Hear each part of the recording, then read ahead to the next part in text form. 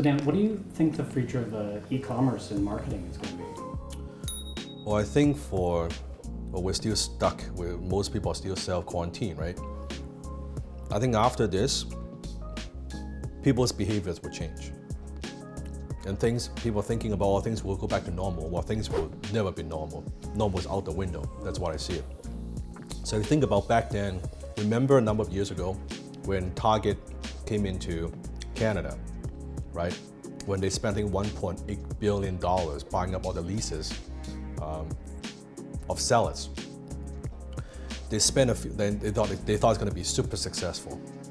And what they didn't account for is they spent months renovating all the sellers' location.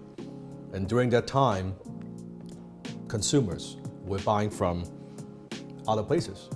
Locally, we have TNT, we have other supermarkets, we have Walmart. So after they open, guess what? They don't go back. They have developed a new buying behavior. I see the coronavirus, the crisis, did the same thing. So then you think about people staying home. Example, people who always go to events or they always fly to do business. This forces them to use online tools such as Zoom. And now they're like, oh, maybe it ain't so bad. We get shit done without traveling. That's cool, right? And suddenly students are learning, oh, maybe we could save more time. This is great. We don't have to go to school. We can still learn as much from home, right? Before, maybe you've never tried Uber delivery. You've never tried Uber Eat. Well, suddenly you try a couple times, hey, it ain't so bad. It's pretty convenient. So that shifts consumers' behavior. So a lot of money, opportunities would flow online, right? So before, as you know, everything I do is pretty much everything is 100% internet-based, and more so. So what my prediction is, after this is over, there will be two groups of people, okay? The first group would be, finally, they're like, oh my God, finally we're free, we could get out. Like they want to go out and spend money.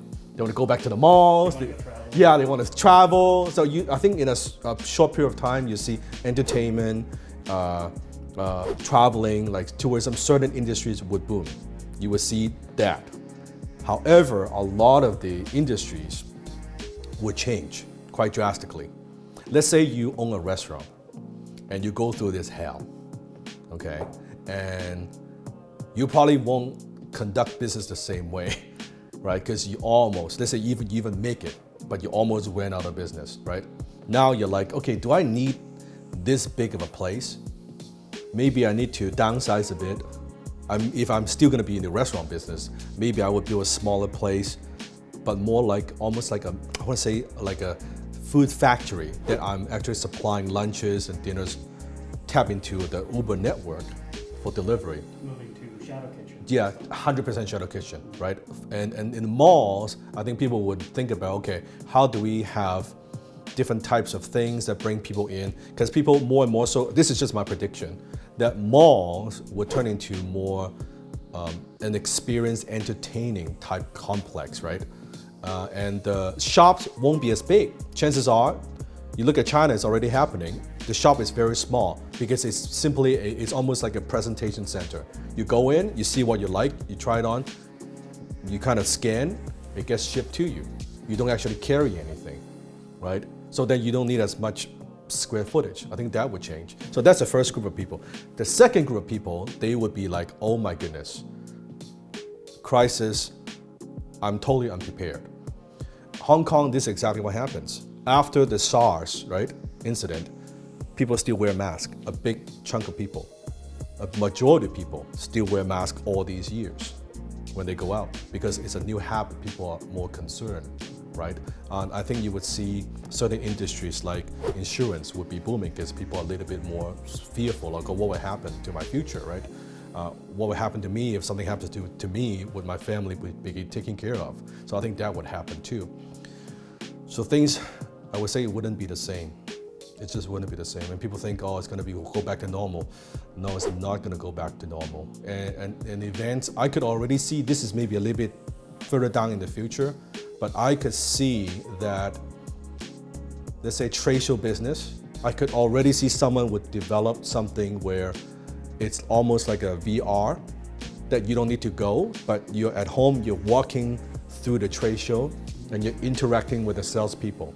If you see something you like, you press and then already ships a sample to you or send you more information that you don't even need to go. The whole thing is actually virtual. There's no venue. The whole thing is done virtually, right? And the vendors are done virtually, right? And then you can have a lot of space, right? I could see that happening. I could see traveling already. You can see a little bit that you have people that maybe they're not comfortable, they don't feel safe to travel, but same thing with a VR. VR is still early, but later when it becomes more realistic, that, hey, what if I have like a little robot thing that follows my direction and just go to places that I want to see? I could see that happening too. Like sounds so like from a movie or something like that, but I do say they're happening in the next probably 5-10 years. That's how I would see it. So definitely the money is online, the opportunities are online, and for anyone, like young people, for sure.